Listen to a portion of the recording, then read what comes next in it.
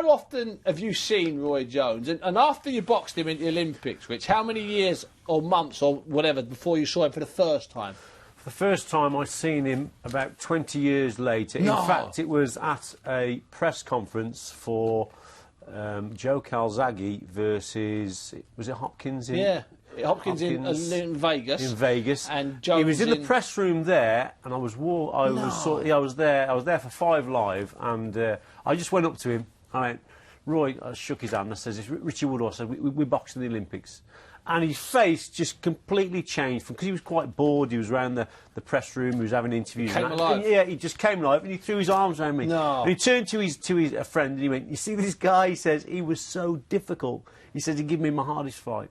You see, he it's told great. me, I mean, I'm not saying this because I've known you a long time, but when I interviewed him once, do you remember that brilliant film that we did on Satanta, where Roy Jones and Joe Calzaghe were statues in the museum, and I was the security guard walking through the museum? Oh, you can't invent this. I mean, the consumption, or whoever came up with it was beautiful. So I wish we should go on YouTube and find it and play it later on in between the fights. So on that day, I decided to interview him afterwards. So Jim Bentley came along, our producer of old, and Huddersfield Town Terrier fan, and we were standing there talking. I was sitting there talking to Roy Jones, doing this very long interview. So I got to the Olympics, and I said, "I'm going to turn it on its head, Roy. I'm not going to talk to you about the final and crooked Bulgarian and judges and Syrian and Moroccan judges. I'm going to talk to you about your semi-final." He went like that.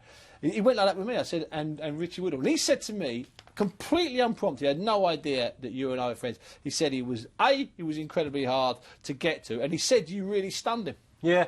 Well, control your head, Rich. Control your head. Yeah, the plan was with him, you see, because he sets traps. The more you make mistakes, then the more he punishes you. So you can't keep going over your front foot and missing the target, because he has his hands very low, and that's sort of the trap that he sets. And you're moving forward thinking you can hit the target, and then you try and hit him, and there's about 3 or 4 counter punches. So I had to really go in carefully, but I used that long jab, and I wouldn't just overcommit myself.